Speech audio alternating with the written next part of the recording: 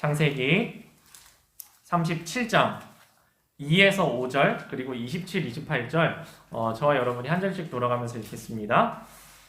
야곱의 족보는 이러하니라. 요셉이 17세의 소년으로서 그의 형들과 함께 양을 칠 때에 그의 아버지의 아내들 빌하와 실바의 아들들과 더불어 함께 있었더니 그가 그들의 잘못을 아버지에게 말하더라. 요셉은 노년에 얻은 아들이므로 이스라엘이 여러 아들들보다 그를 더 사랑함으로 그를 위하여 채색옷을 지었더니 그의 형들이 아버지가 형들보다 그를 더 사랑함을 보고 그를 미워하여 그에게 편안하게 말할 수 없었더라. 요셉이 꿈을 꾸고 자기 형들에게 말하매 그들이 그를 더욱 미워하였더라. 27절입니다. 자, 그를 이스마엘 사람들에게 팔고 그에게 우리 손을 대지 말자. 그는 우리의 동생이요 우리의 혈육이니라 하매 그의 형제들이 청종하였더라.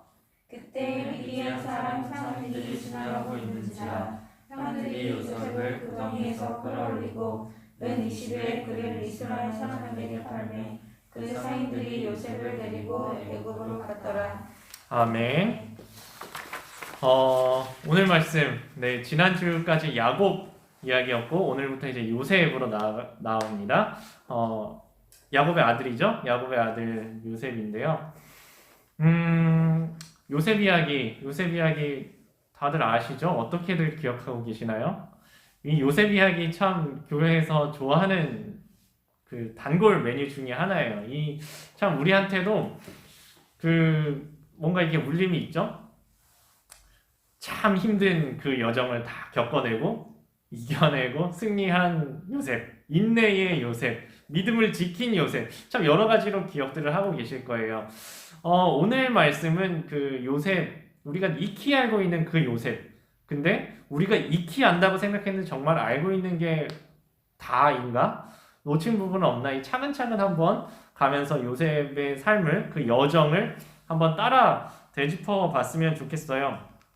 오늘 첫 부분에 등장한 요셉은 매우 잘 나가는 요셉입니다. 일단 잘 사는 집이었어요. 지난주 말씀까지 잘 기억하시나요? 요셉 아빠 야곱네 아빠 이삭은 엄청난 부자였죠. 어마어마한 부자였습니다. 그래서 그거 쟁탈하겠다고 야곱이 그 난리를 친 거잖아요. 근데 야곱은 쫓겨났지만 그 자리에서 또 자수성가해서 돌아왔다고 했죠. 야곱도 어마어마한 부자였습니다. 그 아들 요셉입니다. 이거 하루 이틀 생긴 부가 아니에요. 쌓이고 축적된 부자예요. 이거 되게 정말 잘 사는, 정말 돈이 많은 집안의 아들입니다. 기본적으로 부자예요. 매우 부자입니다. 그리고 요셉은 매우 잘생겼습니다. 잘생겼다는 이야기가, 그 인물이 잘났다는 이야기가 이 창세기 짧은 이야기 속에 여러 번 나와요. 요셉은 용모가 준수하였더라. 요새로 치면은 이제 연예인인 거죠. 여러분 혹시 연예인 직접 보신 적 있으세요? 되게 가까이서? 저는 제 일생에서 유명한 연예인을 가장 가까이 본 거리는 한 1m 정도 거리에서 소녀시대 3명을 연달아 쫙 봤습니다. 내가 그때 그 공연에 게스트로 와가지고 참석하려고 입장 대기를 하고 있는데 저희 학교였어요. 근데 대강당에서 저는 걔는 줄 모르고 되게 급한 일이 있었고 막 뛰어서 가면서 얘는 뭐 이상한 옷을 입고 있네? 되게 무슨 이상 화려한 드레스를 입은 여자의 3명이 줄줄이 있는데 저는 엄청나게 급해서 막 뛰어갔거든요. 근데 그날 뉴스 기사를 보니까 제가 되게 좋아하는 3명의 멤버가 줄줄이 계단이니까 얼마나 좁았겠어요. 바로 있는데 제가 그냥 옆에 뛰어서 지나간 거예요. 근데 예쁜 여자애들 3명이 뭐 하고 있는 거지? 라고 저는 그냥 지나갔어요. 근데 걔네들 슬쩍 지나가면서 봤지만 이게 빛이 나는 거 아세요? 되게 그런 게 있어요. 근데 요셉이 약간 그런 느낌이었다는 거죠. 그냥 쓱 봐도 되게 잘생겼다. 눈에 확 띄게 잘생긴 사람, 그런 사람 있잖아요. 그냥 멀리서 여러 사람 뭉쳐 있어도 눈에 띄는 사람. 요셉이 그런 사람이었다는 거죠. 매우 잘생겼습니다. 잘생긴 애들, 혹시 예쁜 애들 아기 때 본 적 있으세요? 아기 때는 더 예뻐요. 그러면은 어렸을 때부터도 막 형제들이랑 친구들이랑 막 놀고 있으면 어른들이 기가 막히게 또 예쁜 애들한테 더 한 번 머리 더 쓰다듬어주고 한 번 더 칭찬해주고 하는 거 아세요? 지네들끼리도 누가 예쁘고 잘생긴지 알아요. 애기들도 진짜 신기하게 알아요. 요셉은 어렸을 때부터 그렇게 살았다는 거예요. 어렸을 때부터 돈도 많은데 되게 잘생겼어요. 되게 잘생겼어요. 근데 걔를 하필이면 아빠가 편애를 해요. 편애하는 이유는 야곱한테 부인이 두 명이 있었어요. 두 명이 있었는데 둘 다 사랑하는 게 아니라 한 명만 사랑했어요. 이 라헬만 사랑했단 말이에요. 근데 라헬은 아들을 딱 두 명 낳았어요. 한 명 요셉 그리고 베냐민. 이 두 명밖에 안 낳았단 말이에요. 요셉에게 형들이 10명이 있었는데 다 아빠에게 사랑받는 부인의 자식이 아니었어요. 심지어는 종의 자식들도 많이 섞여 있었단 말이에요. 그러니까 아빠 입장에서는 요셉이 너무 예뻐 보이고 또 늙어서 난 자식이니까 손자처럼 또 더 예쁜 것도 있고 얘네 엄마 그러니까 라헬은 야곱이 진짜 사랑했는데 일찍 죽었어요. 그러니까 더 애틋한 마음도 있고 이 중엔 종의 자식도 섞여 있고 한데 이 정실 부인 자식이고 하니까 여러 가지가 복합적으로 섞여가지고 아버지와 야곱은 아들 요셉을 편애하는 겁니다. 그래서 얘한테만 채색 옷을 입혀줬댔어요. 이게 아버지의 편애하는 사랑의 표현이기도 했지만 생각해보세요. 이 채색 옷이 그냥 채색 옷이 아니었을 거예요. 매우 최고급 옷이었을 거예요. 그 부자 아버지가 제일 사랑하는 애한테 채색 옷을 입혔으니까 매우 최고급 옷을 입은 매우 잘생긴 부잣집 아들 요셉. 똑똑하기까지 했습니다. 부족할 것이 뭐가 있었을까요? 이 요셉 말로 치면은 완전 엄친아 중에서도 엄친아죠. 진짜 갖출 거는 다 갖추고 있는 상황이었어요. 이런 상황이면 사람이 약간 인성이 어떻게 될까요?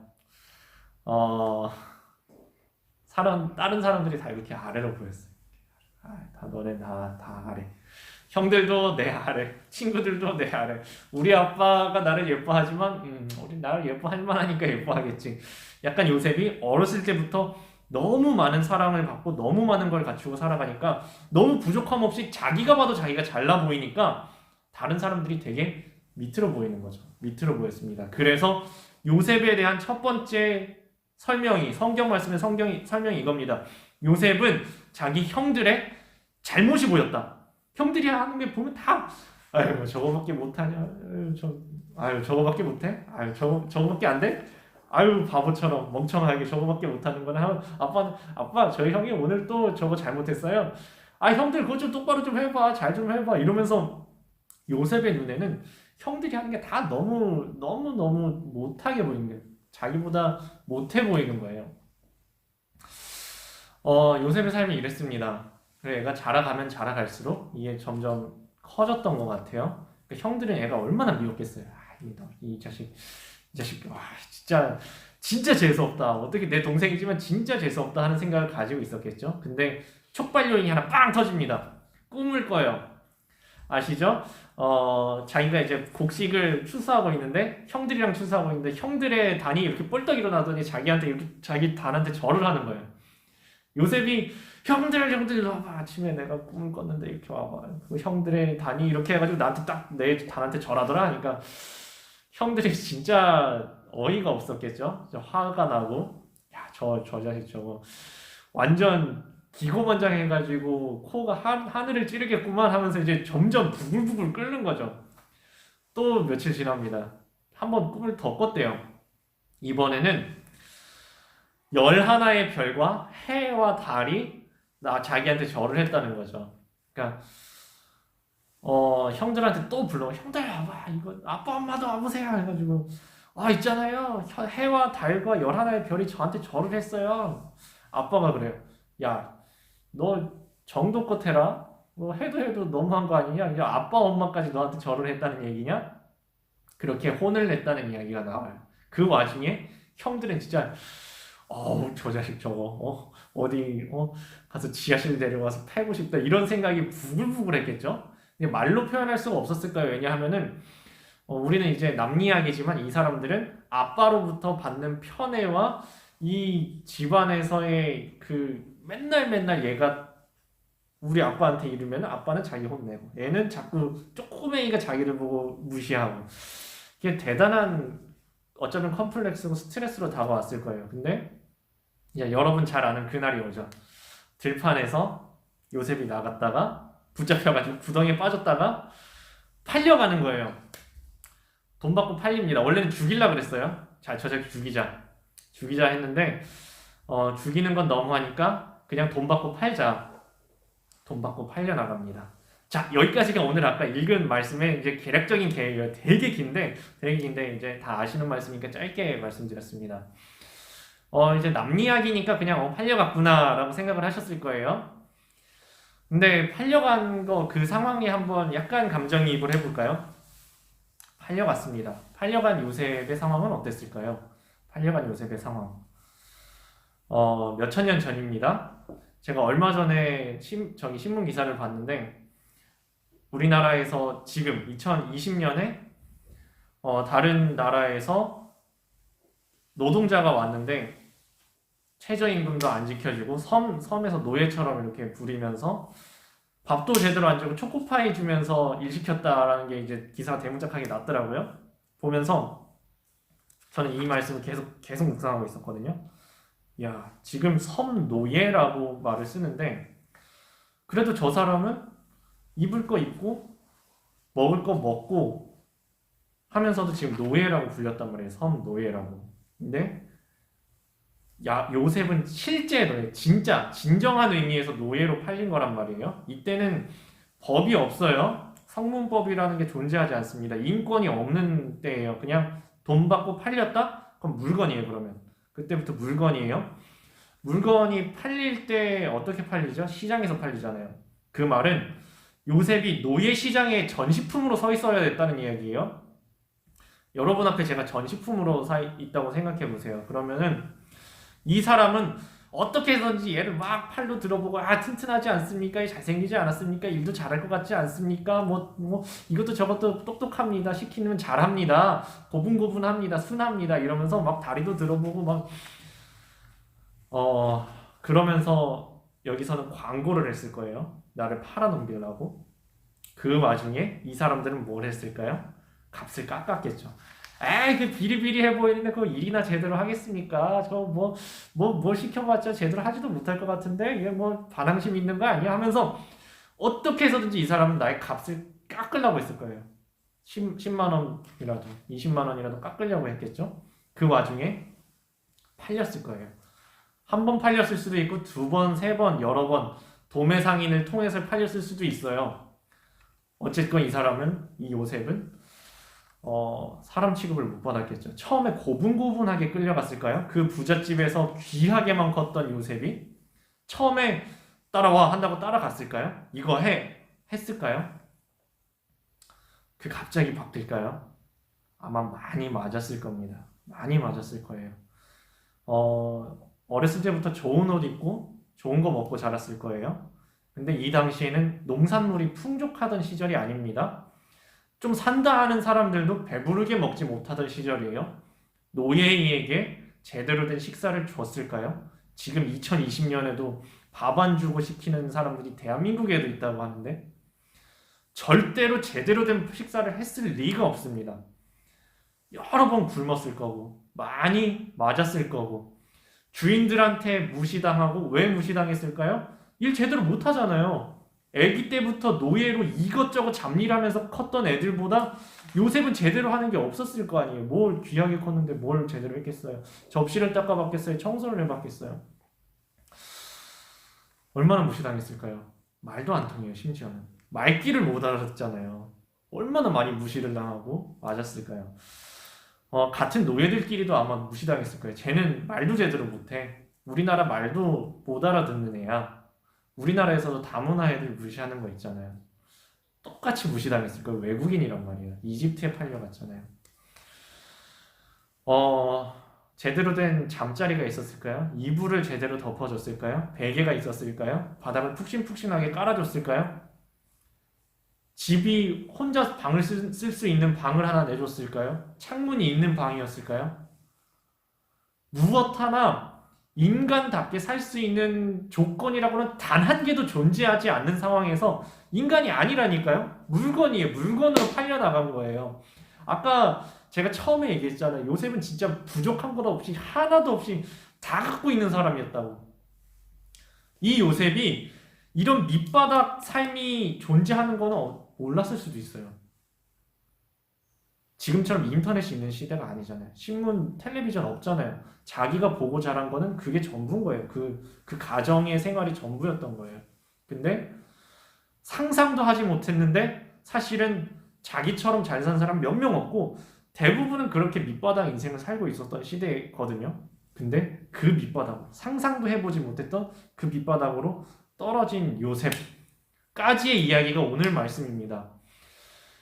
요셉 어땠을까요? 이 남 이야기지만 그걸 내가 예를 들어 당했다고 생각해 볼까요? 사실 우리는 갑질만 당해도 되게 부글부글 끓잖아요. 갑질 하루 당하면은 그거 하루 만에 분이 안 삭혀질걸요? 요셉은 얼마나 많은 갑질을 당했을까요? 그 길을 지금 시작하는 때입니다. 팔려나갔다까지 우리 읽었단 말이에요. 밑바닥이었습니다. 정말 밑바닥. 그 뒤에 이야기를 하면은 다음 주, 다다음 주에 스포가 되기 때문에 줄줄이 이야기하지는 않겠습니다. 근데 한 가지만 딱 이야기할게요. 지금 이 밑바닥 인생이잖아요. 완전 바닥까지 떨어졌잖아요. 그때 요셉의 심정, 요셉 말로 이야기하면은 야, 이거는 자살각이다. 이거는 살 의미가 없잖아요. 이거 지금 팔려가면은 가서 결혼해서 애 낳으면 애기도 노예란 말이에요. 그러면 이거 뭐예요? 그냥 죽을 때까지 노예가, 한 번 노예는 죽을 때까지 노예예요? 희망이 존재하나요? 버티면 더 좋아질까요? 열심히 하면 더 좋아질까요? 아무런 희망이 없어요. 진짜 아무런 희망이 없어요. 도망가다 잡히면 죽는 거예요.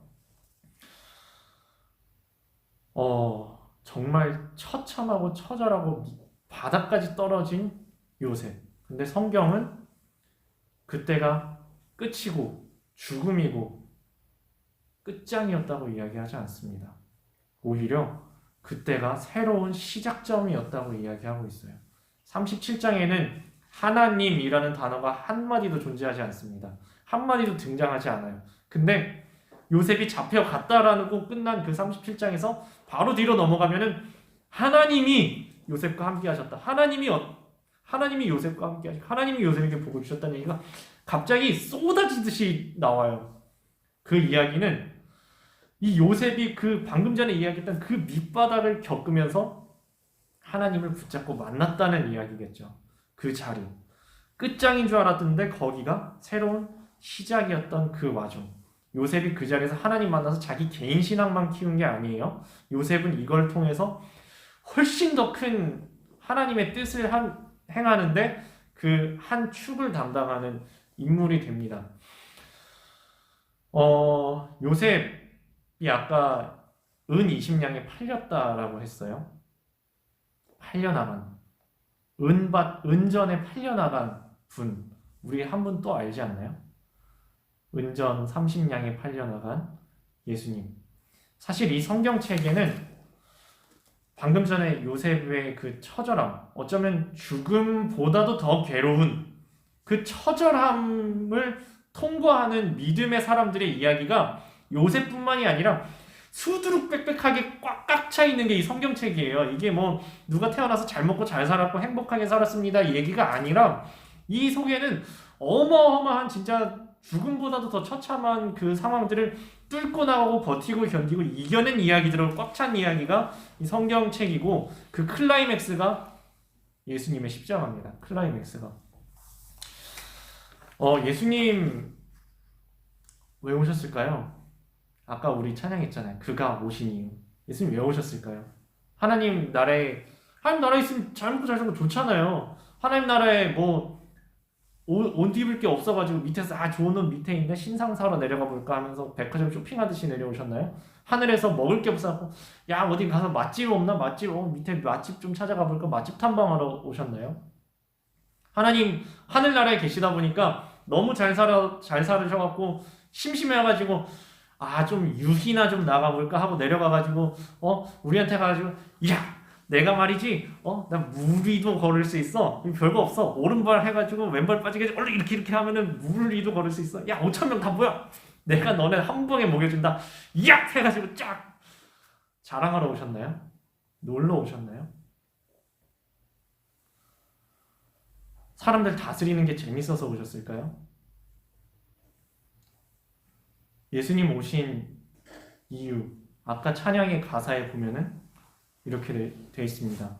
그가 이 땅에 오신 이유, 죽어야 살게 되고 져야만 승리하는 놀랍고 영원한 신비. 이게 기독교의 특징이고 세상에서 이야기하는 것과 정반대되는 기독교의 논리입니다. 세상에서는 많이 가져야 잘 살고 다른 사람을 짓밟아서라도 내가 올라가야 높아지고 남의 걸 뺏어야 내가 배가 부르고 남의 걸 뺏들지 않고 건드리지 않더라도 남 신경 쓰지 말고 내 길을 어떻게 해서든지 개척해가고 열심히 살아가고 성취하고 쟁취해내야지 내가 잘 살아가고 내가 멍청하게 왜 나를 희생해?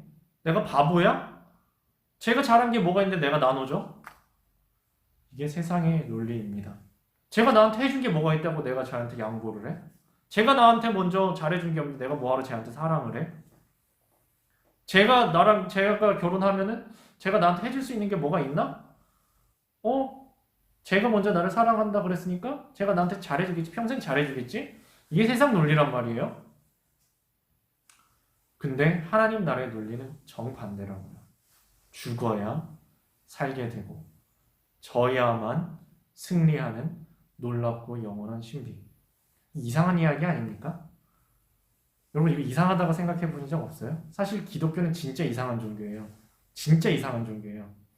기독교는 어떤 종교냐 하면은 세상에 우리 교회마다 있는 거 있잖아요. 십자가. 십자가 뭐죠? 사형틀이에요. 누구 죽인 틀이죠? 우리가 믿는다는 하나님을 갖다 매달아 놓은 사형틀이에요. 아니 세상에 어떤 종교가 자기가 믿는 신이 사형당한 사형틀을 기념이랍시고 예배당마다 달아놓는 종교가 어디 있어요? 근데 기독교는 그런 종교예요. 죽어야 살게 되고 져야만 승리하는. 다른 어떤 종교가 이런 십자가 죽음을 이야기해요? 승리를 이야기하죠. 잘 사는 걸 이야기하죠. 열심히 재물을 갖다 바치면 복 받는 이야기를 하지. 어떤 종교가 우리 하나님이 우리를 위해서 죽으신 사형틀 십자가를 앞에다 달아놔요. 기독교는 이상한 종교예요. 정말 이상한 종교예요. 근데 이 이상한 십자가의 정신, 이 이상한 말도 안 되는 십자가, 죽어야 다시 산다는 이 십자가, 이걸 잃어버리면 기독교도 사이비가 됩니다. 기독교 사이비가 되고 기독교가 타락하는 거 순식간이에요. 십자가 정신 회복하지 못하면.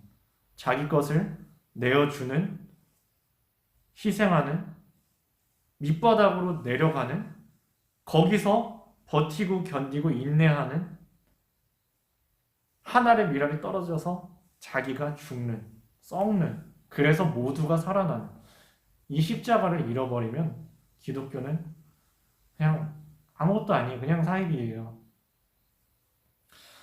오늘 마지막 제 한 스토리, 제가 겪었던 일 한 가지 나누고 마치려고 합니다. 갑자기 죽는 이야기, 힘든 이야기, 밑바닥으로 떨어지는 이야기 하니까 분위기가 많이 무거워졌죠? 갑자기 뭐 그럼 어쩌라고 이런 말씀 생각이 들으시죠? 갑자기 여러분 보고 십자가에 매달려 피 흘려 죽으라고 하는 게 아니에요. 한 걸음부터입니다. 한 걸음부터라고 생각해요. 한 마디, 말 한 마디. 하지 말아야 될 말, 하지 않는 거. 이거 해줘야 될 말, 그거 하는 거. 내 손 한 번 더 내밀어서 하나 더 하는 거. 한 가지 더 양보하는 거. 제가 옛날에 교실에서 친구랑 이제 해야 될 일들이 있잖아요. 해야 될 일들이 있으면은 애들이 하기 싫어하는 굳은 일 있죠? 쓰레기 치우고 지저분한 거 치우고 막 이런 거 있잖아요. 그럼 당번을 정하는데 그냥 제가 그 친한 친구가 제가 진짜 친한 친구가 매우 굳은 일을 다 그냥 도맡아 하는 거예요. 그래서 저는 별로 하고 싶지 않았는데 그 친구가 하는 게 혼자 하는데 아무도 안 도와주는 게 너무 안쓰러워갖고 그냥 저는 그 친구 얼굴 봐서 그냥 같이 했어요. 같이 하는데 주번 당번을 정하는데 저한테 그러니까 이 착한 친구 열심히 그냥 희생하는 친구 있고 저는 하기 싫은데 이 친구 봐서 그냥 같이 해주고 있고 여기 되게 얌체 같은 놈이 하나 있었어요. 얘는 진짜 힘든 일은 미꾸라지처럼 쏙쏙 빠져나가고 뭐 좋은 거 있으면 찰싹같이 붙어가지고 그건 다 받아먹고 하는 그 되게 얄미운 애들 있잖아요. 그런 애가 한 명 있었어요. 근데 얘가 이제 약간 그런 뭐 일 같은 거를 배정할 수 있는 그런 직책이 있었어요. 그래서 얘가 야, 너 그거 잘하네. 너 그거 계속해라. 하고 그냥 저는 그냥 좋은 마음으로 봉사하고 있었는데 제 이름을 그 쓰레기 제일 더러운 거 정리하는 거기다가 이름을 확 적어버린 거예요. 담당자로 그냥 담당 확 시켜버리더라고요. 묻지도 않고. 그래갖고 열받았죠. 그때 얘한테 약간 쌓인 게 많았어요. 얘는 저한테만 그러는 게 아니라 여러 사람한테 자기는 좋은 것만 하고 나쁜 거는 다 흩어져고 남 시키는 거 하는 약간 그런 애였어요. 그래갖고 얘가 야 이거 뭐냐 이거 뭐 하는 거냐 하니까 뭐 말도 안 되는 소리로 뭐 지금까지 해왔으니까 뭐 원래 하던 거니까 그냥 계속 하면 되겠네 뭐 이런 식으로 얘기하는 거예요. 그래갖고 제가 약간 감정이 격해졌습니다 그때. 아 쟤는 진짜 못됐다. 어떻게 지는 손가락 하나 깍딱 안 하려고 그러면서 남한테는 굳은 일 시키면서 그거를 되게 당연하게 저렇게 시키지? 당연하게 난 이거 하니까 니네 그거 해 그거 잘하잖아 이런 식으로 어떻게 말할 수가 있지? 제가 화가 머리끝까지 났어요. 그래갖고 야 오늘 쟤를 패자. 오늘 쟤를 저기 지하에 보일러실에 데려가서 패야겠다 하면서 몇 시에 패지? 좀 있으면 이제 패야겠다. 쟤를 무조건 팬다. 오늘은 쟤를 패는 날이다 하고 제가 진짜 마음속에서 부글부글 끓고 있는데 제가 잠깐 기도를 했어요. 근데 하나님이 야 너 네가 가서 먼저 화해해라. 무슨 뚝단지 같은 소리. 내가 뭘 잘못했다고 가서 화해를 해. 제가 와서 싹싹 빌어도 내가 용서해 줄까 말까. 하나님 떠보시네. 네가 먼저 가서 화해해라. 무슨 말도 안 되는 소리세요, 하나님. 저 버텼어요. 버티는데 네가 먼저 가서 화해해. 네가 먼저 손 내밀어. 말 듣자. 그냥 말 듣자. 하고서 제가 말 듣자라는 결심이 딱 선 그 순간에 마음 바뀔까봐 바로 일어나서 가서 바로 가가지고 야 내가 아까 너한테 이렇게 말했는데 그거 내가 괜히 그렇게 말했다. 미안하다. 라고 사과를 했는데 얘가 너무 놀래는 거예요. 얘는 그 분위기상 진짜 너 지금 잠깐 화장실로 따라와 지하실로 따라와 해도 이상하지 않을 분위기였단 말이에요. 얼마 전까지만 해도. 그렇고 얘 갑자기 놀래가지고 제가 먼저 내가 괜히 그렇게 말했다. 그냥 이렇게 하면 되는데 미안하다. 그러니까 얘가 오히려 화들짝 놀라고 앉았다 벌떡 일어나가지고 아니야 내가 미안해. 내가 그렇게 하면 안 됐었는데 정말 어이없게 그냥 화해를 했거든요. 그날 집에 돌아가면서 이런 생각을 했어요. 오늘 내가 이긴 거구나. 내가 가서 지하실에 가서 얘를 때려주는 게 이기는 게 아니라 말싸움을 해서 얘를 말도 못하게 논리적으로 눌러놓는 게 이기는 게 아니라 내가 먼저 가서 내가 잘못한 게 아닌데 미안하다고 먼저 손 내민 이게 내가 오늘 이겼구나. 이런 되게 따뜻한 마음을 하나님께서 이렇게 부어주시더라고요. 저는 그땐 너무너무 화가 나가지고 제가 먼저 가서 미안하다고 하면 그게 너무 죽을 것처럼 싫은 거예요. 근데 그게 사는 일이었어요. 저도 살고 그 친구도 살고 우리 반 분위기도 살고 모두가 사는 길이었단 말이에요. 저는 그게 예수님 정신이라고 생각해요. 그게 죽어야 사는 일. 작은 것부터 우리가 거창하게 막 엄청난 희생을 하는 그거까지 얘기하는 게 아니고요. 그냥 하루를 살아가는 그 삶 속에서 작은 것 하나 양보하고 작은 것 하나 내가 먼저 움직이고 내가 좀 더 참아주고 우리가 하루를 그 십자가 정신을 붙잡고 사는 그것이 승리하는 길입니다. 오늘 말씀 마무리하면서 찬양, 아까 했던 그 찬양 다시 찬양할게요. 그가 오신 이유.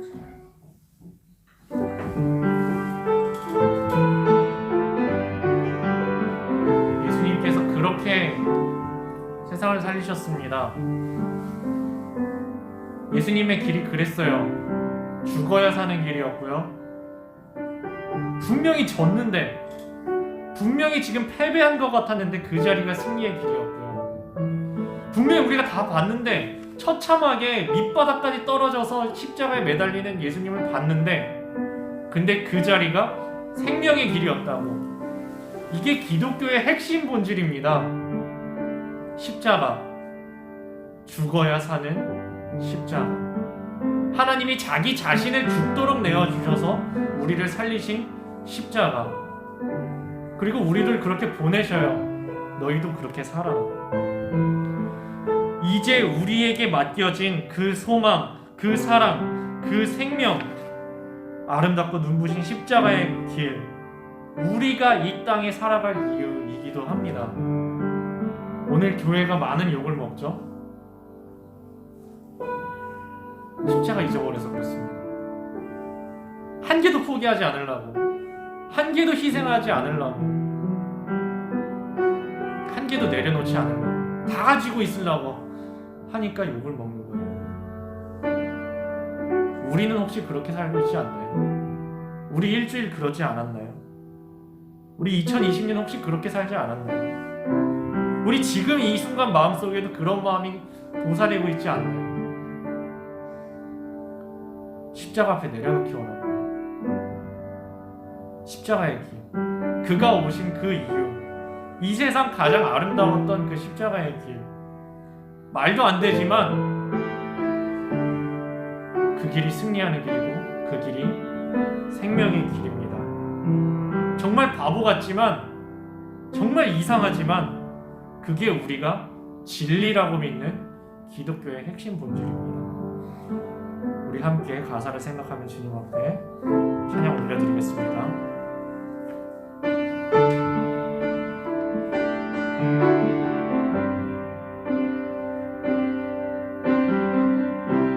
이 세상 가장 아름다운 순종의 눈물,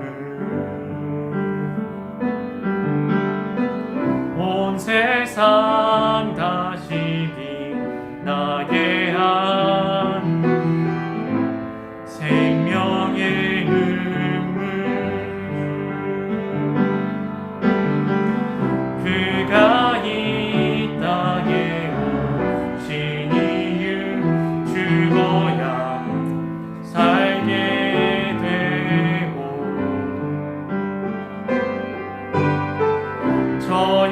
져야만 승리하는 놀랍고 영원한 신비, 지으신 그대로 회복시킨 우리의 창조주 그리스도, 십자가의 길로 아버지 뜻 이루셨네. 그가 이 땅에 오신 이유, 이제 우리에게 맡겨진 그 소망, 그 사랑, 그 생명, 아름답고 눈부신 십자가의 길, 우리가 이 땅에 살아갈. 처음부터 다시 가사를 생각하면서 새기면서 다시 찬양하겠습니다. 이 세상 가장 아름다운 순종의 눈물, 온 세상 다시 빛나게 한 생명의 눈, 예수님 우리 자리에 왜 오셨습니까? 그가 이 땅에 죽어야 살게 되고 죽어야 살게 되고 져야지만 승리하게 되는 저야만 승리하는 놀랍고 영원한 신비 지으신 그대로 회복시킨 우리의 창조주 그리스도 십자가의 길로 아버지 뜻 이루셨네. 그가 이 땅에 오신 이유 이제 우리에게 맡겨진 그 소망 그 사랑 그 생명 아름답고 눈부신 십자가의 길 우리가 이 땅에 살아갈 이유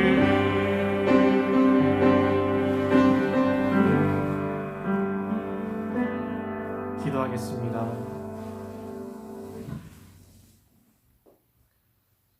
요셉은 그 자리가 끝장인 줄 알았습니다.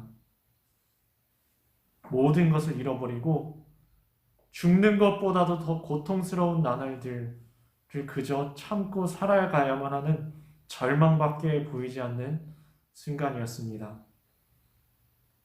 하지만 요셉은 정말 나중에 이 모든 것을 다 겪어내고 마지막에 이 모든 순간들을 기억하면서 이렇게 고백합니다. 당신들이 나를 이 자리에 팔았지만 이 자리에 나를 보낸 것은 하나님입니다. 하나님이 생명을 살리게 하시기 위해서 이 자리에 나를 보내셨습니다.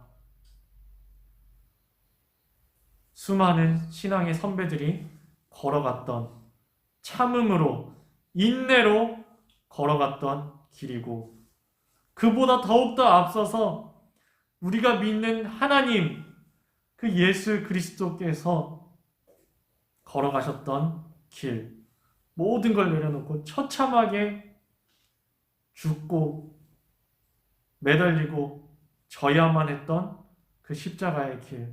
그런데 그 길이 생명을 살리는 길이었고 자기 자신이 사는 길이었고 승리하는 길이었습니다.